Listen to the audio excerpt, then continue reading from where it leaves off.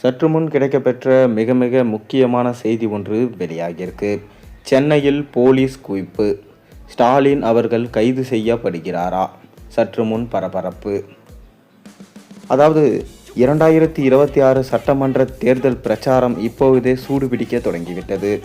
மேலும் ஸ்டாலின் ஒரு பக்கம், இன்னொரு பக்கம் தாவேகா தலைவர் விஜய், இன்னொரு புறம் எடப்பாடி பழனிசாமி என தொடர்ந்து பிரச்சாரங்களை செய்து வருவதை நம்மால் பார்க்க முடிகிறது.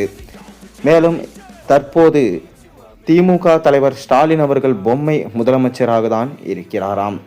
நண்பர்களே, இந்த வீடியோவை முழுமையாக கேட்பதற்கு முன்பு நமது சேனலுக்கு சப்ஸ்கிரைப் பண்ணிக்கங்க. இந்த வீடியோவுக்கு ஒரே ஒரு லைக் மட்டும் போட்டுருங்க.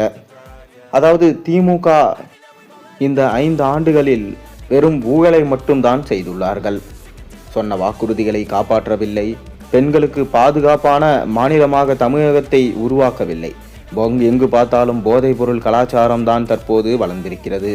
காரணம், திமுக காரன்தான் போதைப் பொருளை ஊக்குவிக்கிறான், அவன்தான் விற்கிறான் என சமூக வலைதளங்கள் முழுவதும் பேச்சுகள் அடிபட்டு கொண்டிருக்கு.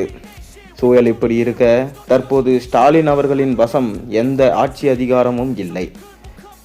அதனால் ஊழல் செய்த அமைச்சர்கள், அவர்களின் துணை நின்றவர்கள் என அனைவரின் மீதும் தற்போது நடவடிக்கை எடுக்கலாம், அவர்கள் விசாரணை நடத்தப்படலாம் என்கின்ற தகவலை தற்போது தேர்தல் ஆணையம் உறுதிப்படுத்தியுள்ளது.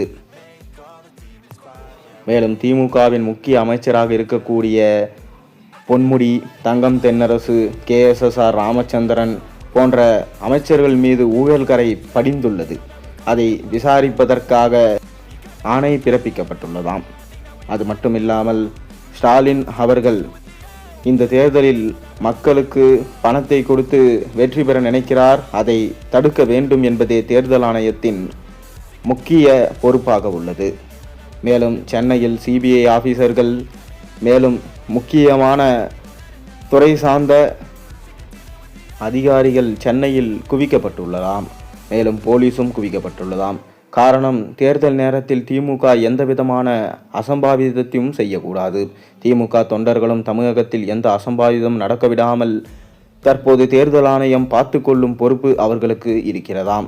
ஒருவேளை ஏதாவது அசம்பாவிதத்தில் ஈடுபட்டால் திமுகவில் உள்ள முக்கியமான தலைகள் இந்திய தேர்தல் ஆணையத்தின் மூலமாக பறக்கும் படையினர் மற்றும் போலீசாரால் தூக்கப்படுவார்கள் என்கின்ற தகவல் தற்போது இணையத்தில் வைரலாக போய்கொண்டிருக்கிறது.